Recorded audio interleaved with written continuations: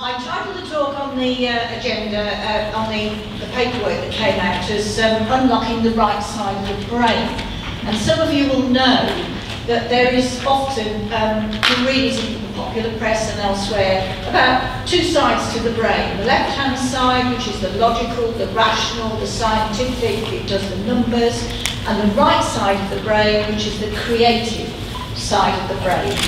And that these two parts of the brain work independently, and quite often we focus too hard on the left side and we don't focus hard enough and use the right side. Actually, if there was a neurologist in the room, they would say that's a myth. We now know that the way in which the brain works is that both sides of the brain, although they have a main function on creativity or rational decision making, actually both sides of the brain work together. So you never engage one side of your brain without something else in the other side happening. But like all myths, it's actually a very useful one, because there's an element of truth in it. And the element of truth is that quite often we don't think about the creative, we don't use the creativity that's in us. And that's why, that's kind of what I'm going to focus on in the short time that I've got. So, oh, I've got to do this myself, have I? Okay, right, I was going to call for the first time. It's called empowerment.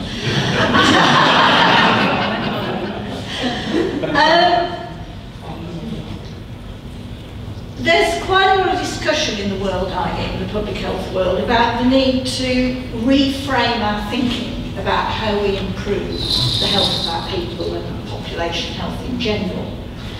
And the way in which we go about it and the tools and techniques that we use. And that's why, as part of that thinking, I've devoted my annual report that I've just produced and will be available, a small number of hard copy. It will be online on this site and others, around the decade of work that we've done in arts and health in Dudley, to try and lay out a different way and a different way we've been evolving in our work to see whether we can actually enhance and extend that. So, this is a golden triangle. It has its origins probably in quite ancient philosophy, but actually those of you that are involved in education might well recognise this because it underpins a particular strand of educational theory. But Phil Hanlon in Glasgow and his group have suggested to us that we should reframe our work on improving population health in these terms. So I have a balance, have an equal triangle between the true, the good and the beautiful.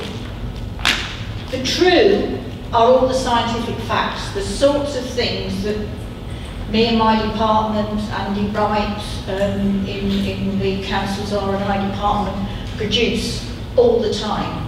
Really important stuff. But we're well versed in that. Lots and lots of that stuff being produced, going on, informing what we do. The good is about understanding our values and our ethical framework. And I think as a board, we need to develop that and understand what the value base is, and together ensure that we maintain our stance and we stay true to our values. And the third is about the aesthetic. And this is the bit that gets missed off. Very often it gets missed off because it's considered a bit fluffy, a bit different, a bit not quite, we don't know where it is. But it's equally important, I would put to you. That's Grayson Perry. Anybody know Grayson Perry? Hands up, anybody? Yeah? One or two. He's an artist. He quite often appears like that to challenge our views of what a man should look like. And he also produces some terrific ceramic work if you get an opportunity to see any of his exhibitions. But he gave the Reef Lectures this year on BBC 4. And he said what he thought the role of the artist in society is. He said, my job is to notice the things that other people don't notice. And it is my view, and it's the view of my own department and the way in which we work, is that the artist is important in arts and health work. So, and that's because there's an intrinsic value to art. It's not just an instrumental means of getting something else done, but what we know is it does. The arts do help improve health and well-being, and I'll come on to that a little bit later. And why we need artists in society and why we need them in helping us improve population health is precisely because they notice the things that the rest of us don't notice. They present things in a way that is unusual to us and makes us think. Just coming back to the aesthetic, does it matter? Well, yes it does. I was absolutely, I was gobsmacked actually, when you read the report of the Citizens' Inquiry into the Tottenham riots. What were the causes? What were the deep causes? And one of the factors identified was the aesthetics of Tottenham as a contributing factor. Not the sole factor, but a contributing factor. You look at it, you go there, it's brutal. The architecture is brutal, the environment is brutal. So the aesthetic matters, I will put to you. That's just a cover of the report, and I'm going to kind of just say a little bit about inspire, engage, involve. That's how we've chosen to demonstrate the approach we've taken, and we put it before you for discussion. It's progressive, it's sustained. We've been working in arts and health for over 10 years now in public health, and similarly colleagues in social care. So it's important to have progression, it's important to have authenticity. What do we know about how arts and health impacts? Is it worth it? Should we do it? This is about health, isn't it? You know, what's all that got to do with it? I can't present the whole of the literature on this, it's huge. But we are beginning to understand now some of what is going on. So I suggest to you, or I ask you the question, can arts in health be life-changing? Well, if you look at the work that Combat Stress have done with military veterans, it is stunning the results they have received with art therapy. If you look at the singing hospital work in Birmingham Children's Hospital, that's what BCH stands for, then you will see the results are stunning. So I think at a therapeutic level, there is ample demonstration that for some people, this can be life-changing stuff. Now, this is one of the, I swear to you, this is the only graph I'm going to present today. This is a very interesting piece of work in Sweden. And they did what we call a longitudinal study, went over a period of 15, 20 years. And they estimated the survival of people attending and engaging in cultural events, whether they did that often, occasionally or rarely, and then they looked at their longevity, how long they lived. They controlled, what we call control, they adjusted for all of the factors that might impact on that, you know, whether people were smokers, whether they did lots of physical activity or not, their age, their sex, all that. And we get this graph, which suggests that the more extensive participation in cultural activity is associated with longer life. I think that's absolutely intriguing, and it does give us a really interesting set of possibilities, it seems to me. Can it help us feel better? Well, there's a very interesting paper in the Gerontologist looking at community singing for older people. They had lots of measures, and they found that the measure of morale went up, the measure of loneliness went down, the number of doctor visits decreased. Falls were reduced, and there was a reduction in the overuse of medication. Can it help us cope? Well, there is currently what's called a randomised controlled trial being undertaken on the role of community singing to help people with COPD, which is chronic obstructive pulmonary disease. As you know, your ability to breathe with that disease, it's a lung disease, is severely restricted. Can community singing help improve that and help us to cope with long-term conditions? There is emerging evidence that the answer to that question is yes. Moving on to our model then, when I get the first thing in the model is inspiration. The arts can inspire. And the reason they can inspire is because, sorry, that's just an image from the report. They give us a different way of seeing the issue and the problem. It's a different way of seeing. So, in my report, you'll find examples of the way in which we've used theatre in health to both present issues, debate issues, and see issues. So we get a different way of seeing. When we move on to the next level, we're talking about engage. So we build on inspiration, and we start to engage people in creative endeavour. And we've engaged communities in creative endeavour. And when you do that, people start to explore, if I'm doing it, who am I? What is my place in the world? How do I see things? And it's that creative endeavour that opens up possibilities. So the smoke-free arts programme that we've had, which resulted in lots of other things developing off, the Kikash Young People's Group and so on, there we were able, as health professionals, to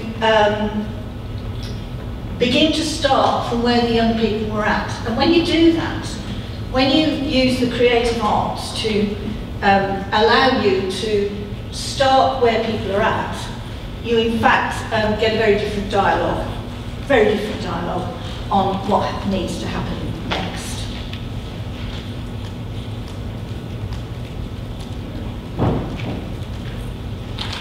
Involve. This is where we move on again, and we actually begin to work in the projects on people designing the project, starting the project, starting a piece of work. Indeed, it could be a piece of service redesign for our health services. And when you are working together, you start to have reflection, self-awareness, you start to jointly, critically reflect, and you co-produce, which is a word that's already been done. I have to say, co-production is one of those words that I call an aerosol word. It is getting sprayed on everything at the moment, and we need to be clear what we mean by it when we're engaging. So that's the involve stage. Question: do we have any impact? Well, I think the answer to that is yes. In Dudley, we can begin to see emerging impacts, and I've presented those in the report. I don't have time to go through them with you, but I will just show you this. This was our Life is Precious Cancer Awareness work, which was a piece of arts and health. Unprompted pre-stage symptom recognition. We know that unless someone recognises a symptom and goes to the doctor, they will not start on the cancer care pathway. If you start on the cancer care pathway too late, your survival is much lower than if you get the right treatment early. So pre-stage symptom recognition, and you can see that's for a range of cancers, and you can see, I haven't put all the statistics up, but I can tell you that some of those numbers are statistically significant changes in the percentage unprompted symptom statement.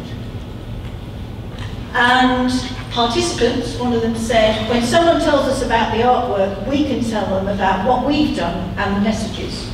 And because we're at the involved stage on that, that has allowed us to have, I don't know, I think it came to about 60 in the end, community champions in an area of Dudley who don't commit to doing lots of meetings or massive amounts of sessional work. They simply commit to talking to their friends, their neighbours, the people they meet, using the artwork as a means of communication, using the artwork that they've produced, and those champions are still with us. There are, however, some challenges to this way of working, and you might want to debate those in the workshops. There's a challenge on evaluation. It's very hard to do the scientific randomised controlled trial that we're used to in the health world that demonstrates that this drug really does work. So we have to find different means of evaluation. We have to find different ways of demonstrating worth. There's an issue for the artist, because if you remember, I referred to the intrinsic value of the art as well as its social value in improving health or improving community cohesion. And the artist has to cede control in this work. And that's difficult because they want to produce their piece of creative work and to give it the authenticity and give it its intrinsic aesthetic value. So there's a little bit about negotiating that. Some people suggest that when we do this, we're kind of palliating, we are neutralising legitimate feelings of anger or concern, and we're just taking it away, rather than enabling people to do something about it. So we have to think very hard about making sure that this is being used in an enabling way. And finally, as I mentioned before, there is the issue about the intrinsic value of the art versus the instrumental value of the artistic endeavour. This is my final quote, and I think it could apply not only to our work using arts in health, but I think it could apply to all of the things we're going to discuss today.